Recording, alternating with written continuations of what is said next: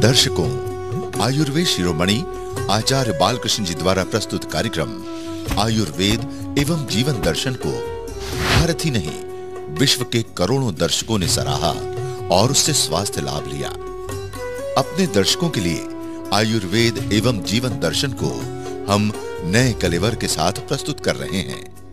इस कार्यक्रम के माध्यम से आचार्य जी आपको किसी एक रोग में प्रयोग होने वाले विभिन्न औषधीय वृक्षों, जड़ी बूटियों व घरेलू नुस्खों के विषय में बताएंगे, जिससे आप अपने अनेकानेक असाध्य रोगों से मुक्ति पा सकेंगे। आचार्य जी का मानना है कि परंपरागत आयुर्वेदिक चिकित्सा के द्वारा सभी भयावह रोगों से छुटकारा पाया जा सकता है, लेकिन प्रयास करें कि रोग ही न हो। स्वस्थ रहना उत्तम स्वास्थ्य का परिचायक है। इसके लिए नियमित योग व संयमित दिनचर्या का पालन करें। फिर भी यदि कोई रोग हमें घेर लेता है तो परंपरागत आयुर्वेदिक एवं घरेलू उपचारों के द्वारा उससे निजात पा सकते हैं। शरीर के किसी अंग में चोट लगना, घाव व जख्म होना व फोड़ा होना आम बात है, परंतु कई बार ये गंभीर रोग बन जाता है।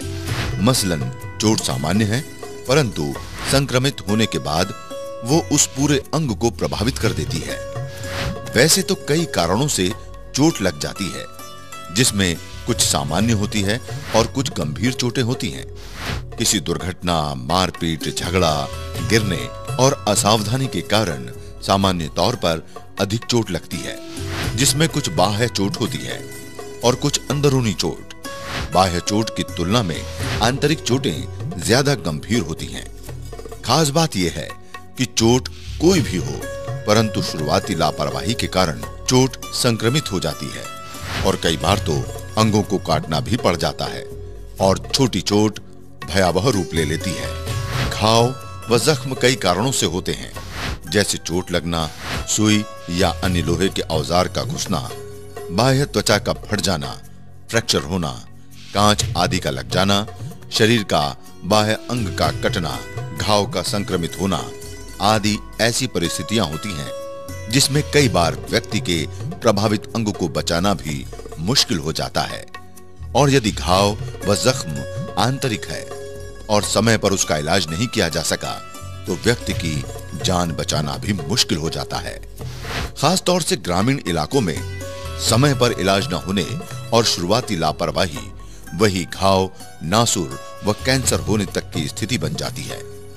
कांच, कील व कांटा घुसना भारतीय ग्रामीण इलाकों की ये सामान्य घटना है।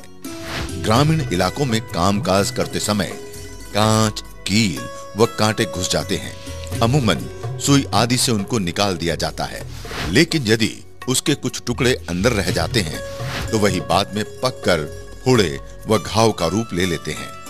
पीड़ा देने के साथ ही जहां पर वे होते हैं उस क्षेत्र को भी विकृत कर देते हैं। फोड़ा, बाल तोड़ व फुंसी वस्तुतः ये सामान्य रोग हैं, लेकिन इनकी पीड़ा कई बार भयावह व बहुत ही कष्टप्रद होती है। त्वचा में शोथग्रस्त गांठ को फोड़ा कहते हैं, जिसमें शुरुआती उपचार न होने पर उसमें पश बन जाती है और गंभीर पीड़ा होती है तथा पकने और फूटने पर घाव का रूप ले लेती है। और यदि फोड़ा ठीक ही न हो, पक जाए तथा पकने के साथ ही गंभीर रूप ले ले तो उसे नासूर कहते हैं, जिसका इलाज लंबा होने के साथ कष्टप्रद भी होता है। व्यक्ति मधुमेह रोग से पीड़ित है तो फोड़ा सूखने में और मुश्किलें होती हैं। बाल तोड़ नाम मात्र लोगों में सिरहन पैदा कर देता है। जब शरीर के किसी हिस्से के बाल जड़ से उखड़ जाते हैं या उखाड़ दिए जाते हैं तो उस बाल की जड़ में फोड़ा हो जाता है, जो कि आकार में सामान्य फोड़ों की तुलना में ये छोटा होता है, परंतु कई गुना अधिक पीड़ादायक होता है, जिसमें व्यक्ति का चलना फिरना भी मुश्किल हो जाता है, जिससे व्यक्ति को बुखार, शरीर दर्द और पीड़ा के साथ ही अनेक परेशानियां भी हो जाती हैं। वर्तमान की इन्हीं समस्याओं को देखते हुए आज के अंक में आचार्य बालकृष्ण जी महाराज आपको ऐसे अनेकों आयुर्वेदिक जड़ी बूटियों और घरेलू उपायों के बारे में बताएंगे, जिससे चोट, घाव, जख्म व बाल तोड़, फोड़ा, फुंसी व कांच घुसने जैसी परेशानियों से मुक्ति पाई जा सकती है। हम आज लेकर के आए हैं आपके लिए एक और नई औषधि, एक जड़ी बूटी आपके जीवन को सुंदर बनाने के लिए, रोगों से मुक्त करने के लिए। इसको हिंदी में जख्मे हयात बोलते हैं। जख्मे हयात हिंदी का शुद्ध नाम है। संस्कृत में इसको पर्ण बीज बोलते हैं, पर्ण बीज, और इसको हेमसागर भी कहा जाता है, और सामान्य भाषा में इसको पत्थर चट्टा भी बोलते हैं।